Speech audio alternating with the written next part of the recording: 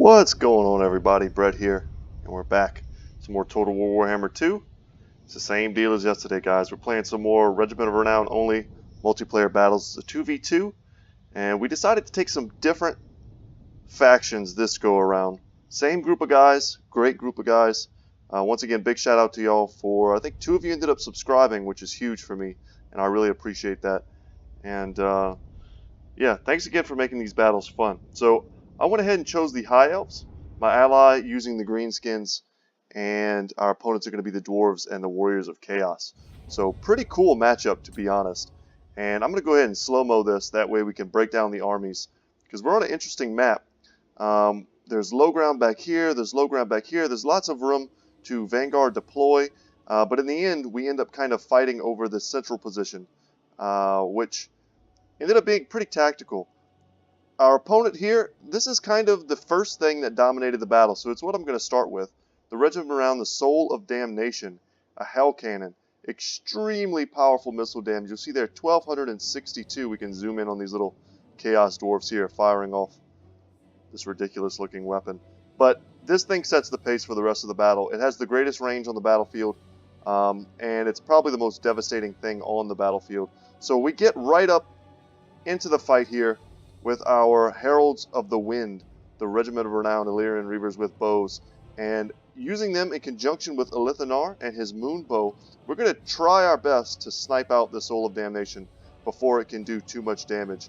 And you see there a direct hit from the moon bow does quite a bit. Also, our opponent's Chaos Sorcerer Lore of Death is going to use the Fate of Buna, which is absolutely going to tank these guys' HP, going to start killing unit models. And the thing about the Soul of Damnation is it curves. It curves drastically.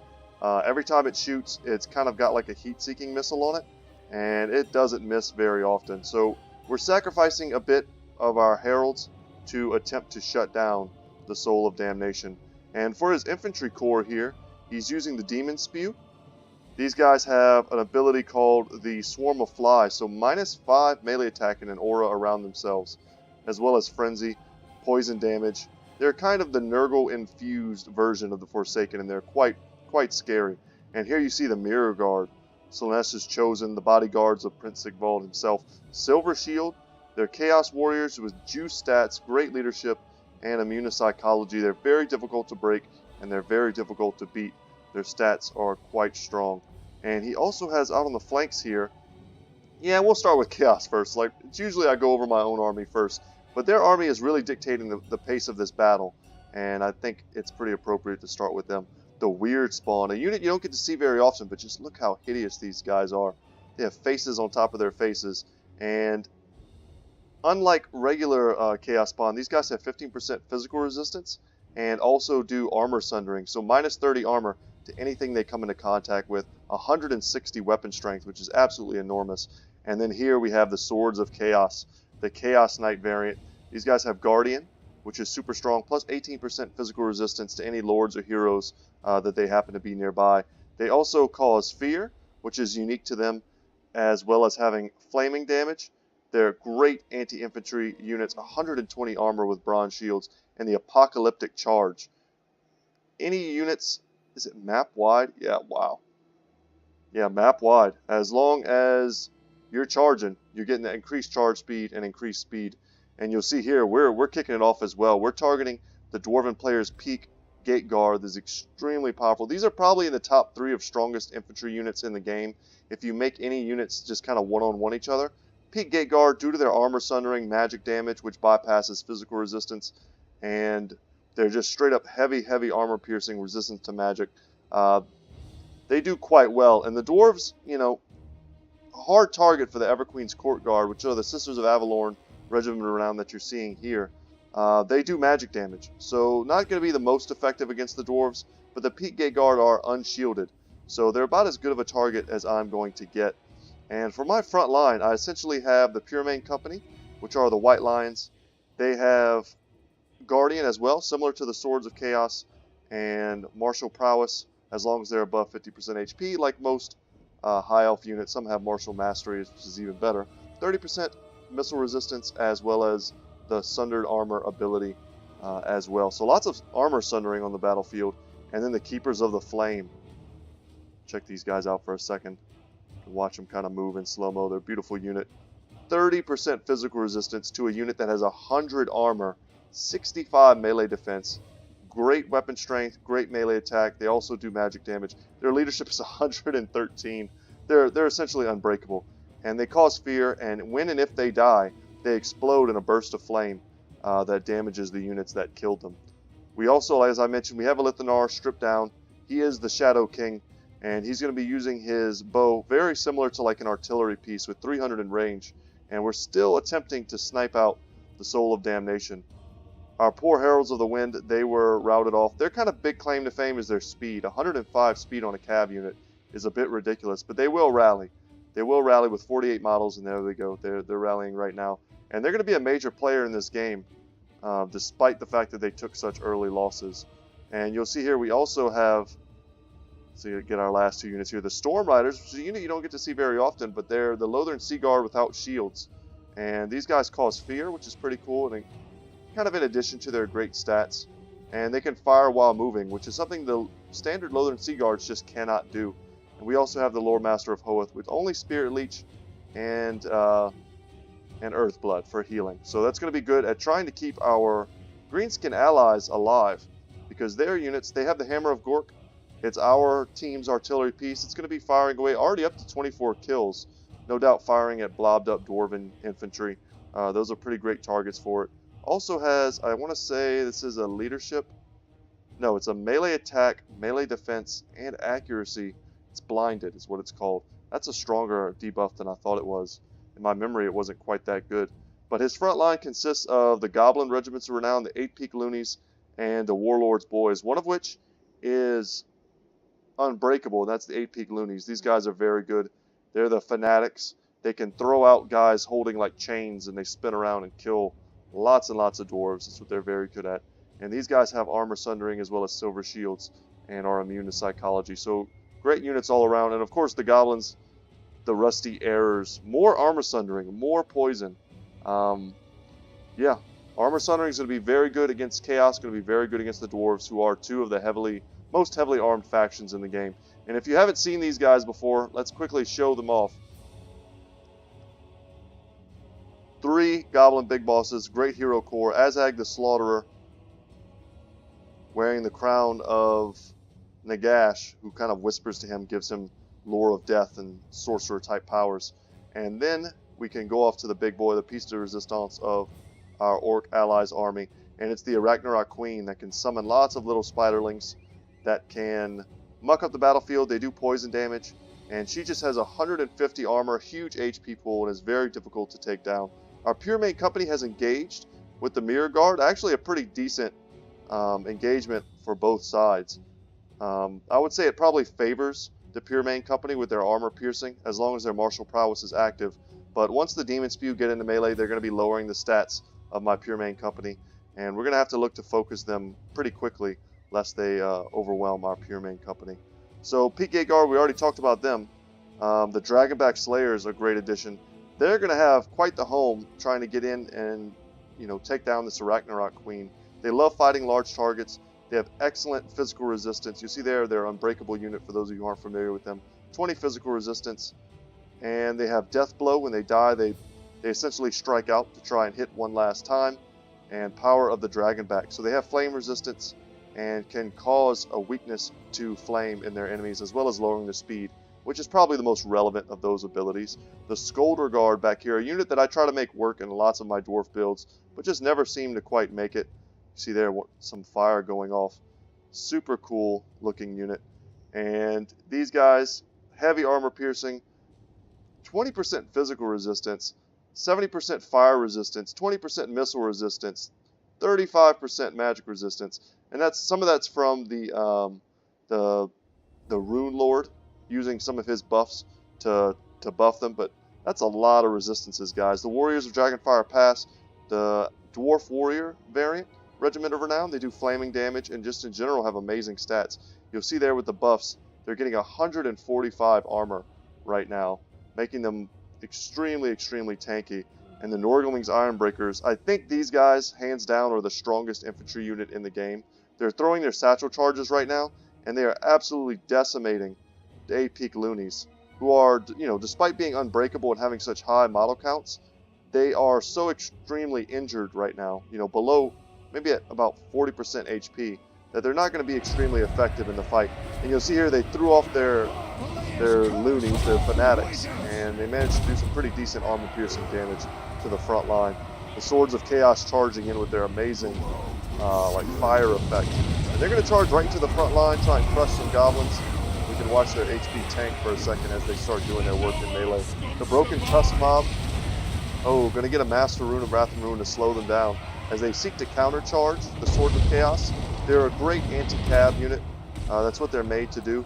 The Storm Riders plus the Lore Master of Hoeth, with a few of the Keepers of the Flame getting involved, as well as Overwatch Fire from the Everqueen's Court Guard, is going to be enough to absolutely dumpster the Demon Spew. At this point, the Chaos Lord of Death on his Manticore is managing to catch up to our Heralds, but we're going to pull them away in just a second. We don't want to fight that guy in melee. A second Moonbow shot goes off here and finishes off the Soul of Damnation before it can get too much more value in this battle. Our Dwarf opponent, I should say, was able to do a lot of microing with the Skulder Guard, getting them in a position to make lots of moves this game, which was pretty difficult considering they had to continuously cross the water, uncross the water. We've got our archers protected, and they're just going to sit high and tight, and we're going to pick and choose our targets. For now, we're shooting at the Ulthar's Raiders, who are the Great Weapon Ranger variant Regiment of Renown. They have an ability that can increase vulnerability to ranged attacks, and just in general are great in melee. But if we're able to focus them down with our Everqueen's Court Guard, then we should be able to do quite a bit of damage. The 3 Goblin Big Bosses are surrounding and trying to goon out this Rune Lord, who's not a pushover. Azag himself has been, somewhat crushed. He's not the best in melee. That title would probably go to the biggest and the baddest Rune Lord himself. But now I think we've switched our targets over to the Peak Gate Guard. We don't want to lose this Arachnarok Queen if we can help it. And we're going to occasionally be sending our heals this way. Anywhere we see a big blob, we're going to try and help out with our heals if we can. Heralds of the Storm, of the Wind, I should say, going to be trying to shut down the Skulder Guard, who have taken up this little bit of a hill position and are shooting in to the backs of our Keepers of the Flame. Pure Main Company looking to reinforce. They're going to boost the physical resistance of the Goblin Big Bosses just by sheer proximity. Spider Hatchlings plus the Broken Tusk Mob are going to be chasing down the Swords of Chaos. It's actually a pretty good squad for doing so. The poison slows them down. They're trying to save Azhag, meanwhile keeping this Hammer of Gork continuously firing. Warriors of Dragonfire Pass have rallied. Ulthar's Raiders have rallied. The Rune Lord, we're trying to chase him down, but that may not be feasible. And there we go. They're going to charge into the Warriors of Dragonfire Pass. Nope, we're pulling them back. I guess that wasn't a fight I wanted to take, but they may end up staying in there. Peak Gate Guard, extreme armor-piercing, armor-sundering. They've got the Arachnarok plus Soul Blight. Had her down to a 90, very, very anemic 90 armor, normally up to 150 as we talked about. The Lore Master of Hoeth is just in the mix with his greatsword, cleaving up Norgaling Mindbreakers. Keepers of the Flame versus Norgaling, that's not a fight you get to see very often. They're probably all being somewhat debuffed. The Norgalings are. Yeah, they're fighting in the water. Wow, that's pretty lucky for me. My Keepers of the Flame technically are not in the water yet, but the Norgalings are. So you'll see here if we pause it for a second. This is kind of important. Oh no, this is poison. I thought for sure they were fighting, in the water and suffering the effects of not having aquatics. But no, they're being poisoned by the Spider Hatchlings, who have charged them in the rear. And all this armor piercing here, Keepers plus Lore Master, they're going to be very effective. But just a few volleys from the Skulder Guard, and you see there, my Keepers of the Flame HP drops drastically, and they burst into flames as they die. So you'll see there, we're losing quite a few unit models. Heralds of the Wind getting tied up with the actual Dwarven crew. They're unbreakable because they're part of a Hell Cannon crew, but they're still so dangerous. Our Storm Riders here are shooting into whatever targets they can, trying to use the last of their ammunition. The Everqueen's Court Guard are beasts in melee, and as soon as they ran out of ammunition, I threw them in to help fight the weird spawn. In melee, they have no special powers other than very high melee attack and melee defense, and they also provide certain buffs and an AoE as well. The Banner of Avalon. So, we didn't really have any casters this game, so we didn't benefit from that, but that's okay. Swords of Chaos finally get onto this Hammer of Gork, but it's probably done its work at this point, I would imagine. We've managed to cast quite a few heals in these blobs. We've kept up some of these Goblin Big Bosses quite nicely so that they can keep engaging on the Rune Lord. I think we cast one on the Ragnarok Queen to try and keep her fighting. The Dragonback Slayers are designed, absolutely designed to take out the Ragnarok Queen. But as long as we support her, she should have a great time in melee. She got off most of her summons this game, which is kind of a big deal. And the Heralds coming in the fourth quarter, you know, could have very easily lost them to poor Micro early on, but only 12 unit models is enough to ride down the Skolder Guard and to at least temporarily shut them down. And you'll see I also have a Anar who's been sitting in this pocket the whole game, just shooting at whatever he wants. Only 4 ammunition left, at perfect health nearly, and he's going to be something that's going to be difficult to deal with, even if, you know, our enemy seems to rally. I kind of missed it for a moment there, but for a good while I had him simply shooting at the Chaos Sorcerer Lord, and I took him down to about half HP before I decided to switch targets. And these Spider Hatchlings have just been like an absolute nuisance this whole game, applying that poison, debuffing all of these units. And we're just saturating them now. We also ran out of ammunition on our Storm Riders, but these guys are not bad in melee. They're a Regiment of Renown Sea Guard. That means they're rank 9. They cause fear. Not super relevant against the units they're currently fighting, but they're not pushovers in melee, and they're going to be great against the Swords of Chaos, that's for sure. The Dwarves are attempting to rally. They've got a bit of a pocket here.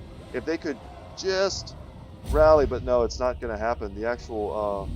Actually, I think if my Illyrian Reavers hadn't been this close to them, they may have rallied. They were kind of wavering. All of these dwarves here were wavering. The Lord here was wavering. They were all still technically kind of in the fight. And I would not be surprised if they had been able to rally, if not for the presence of the Reavers. They were just a bit too close. And once perhaps the Swords of Chaos shattered, that tipped the balance bar a bit too far in our favor. Had they been able to maybe take out that last, 900 or so HP on the Queen, had the Spider summons not been so on point, tipping the balance bar, a little further in our favor, I could definitely see this battle having swung in a different direction. Let's go ahead and check out the stats. See what kind of kills we're looking at. Okay. So when I chose a Lithanar, part of it was just for fun. But knowing that I didn't have an artillery piece and thinking that, there could definitely be a Hell Cannon on the battlefield, I decided to strip down a Lithanar, simply give him his Moonbow, which will be effective against really anything. Anything you hit with the Moonbow is going to take a ton of damage. But yeah, even focusing it as hard as we did, basically sacrificing our Heralds early on, it's still got 59 kills. So not bad there. Chaos Sorcerer Lord, it was pretty smart for our opponent here to take a Caster Lord as their Lord, because when you're working with small funds, when you're working with specialty units, being able to min-max your gold, get casters and melee fighting potential, and one nice compact present was definitely what he was going for here. A standard Chaos Lord might have been just a bit cheaper, but wouldn't have had the versatility of the spells. And you throw this guy in a Manticore, and he's all of a sudden he's not a bad duelist. And we were able to absolutely crush the Demon Spew pretty early on, which I was happy about. But these Swords of Chaos were absolute goblin munchers this entire game. 1 kill, 5 kill, 3 kills, 7 kills. I mean, that's primarily from the Swords of Chaos backing up, this Dwarven infantry as hard as they did. The Ulthar's Raiders we shut down pretty easily. They got kind of mixed into the melee, but they ended up taking tons of focus fire from our Everqueen's Court Guard, and anything these guys shoot at, or these ladies I should say, shoot at, dies. Anything. I can't think of a single thing in the game that can take, more than maybe 3 or 4 volleys from them, and they're not just like basically gone. The Dragonback Slayers gave their lives, no doubt, trying to take out this Ragnarok Queen, and 74 kills does not show the true tally of her effectiveness on this battlefield. 74 kills, yes. She also took the brunt of a lot of casting, a lot of focus fire, as well as the Spiderlings. The Spiderlings got who knows how many kills and absorbed who knows how much damage. The Hammer of Gork stayed online for almost the entire battle, 165 kills. I think this is a unit that's honestly a bit overlooked in the meta. in the almost any matchup. When I'm playing dwarves, I want the Goblobber. It's a hyper accurate, debuffing, ranged artillery piece, of course, that basically wins in a fight against any other artillery piece. And the Hammer of Gork kind of does the exact same thing. And I don't think I've ever taken them and been disappointed that I did. The Goblin Big Bosses gave us a nice rock of leadership, especially after Azag, got beat down. And the Skolder Guard, towards the end there, those guys were fierce. The Peak Gay Guard, despite being focused, were able to get in the melee and deal tons of damage as well as the Norgling Ironbreakers. I can't say that if I would play the Dwarf armies that I would have done almost anything different.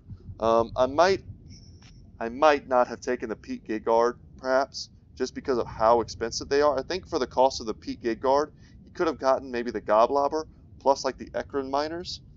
That sounds about right to me. So, then you're getting an artillery piece that probably would have done as much damage as this one did to complement your Chaos Allies artillery piece. And you're getting the Miners, who are very solid, slightly armor-piercing infantry unit, but they also throw tons of high-damage satchel charges, just like the Norgling Ironbreakers. And you've just been able to go a bit wider. That would be my minor critique of that build. And I thought, our guys did excellent. We didn't really have that great of a home for our Phoenix, Keepers of the Flame, our Phoenix Guard. They wanted to be fighting large targets, but of course they were not able to. And when I say I didn't take a caster, I say I didn't take like a true caster or a caster lord. My Lore Master of Hoeth with Spirit Leech plus Earthblood was able to do a lot of work this game. 19 kills. He was fighting against the Norgling Ironbreakers for most of the battle and casting heals and Spirit Leeches on any targets he could get his hands on. But guys, thank you so much for watching. I hope you enjoyed this. It was fun for me. It's a look at some units that don't get to see a lot of play. It's a look at weird combinations, small funds. It forces diverse strategies and lots of cooperation. And for me, those are two of the most fun elements in Total War Warhammer 2. So once again, guys, my name is Brett. My channel is Good Talk Gaming. I hope you enjoyed this. I hope you consider subscribing if you haven't already. Hope you liked the video if you did enjoy it. And I will see you in the next one. Take care.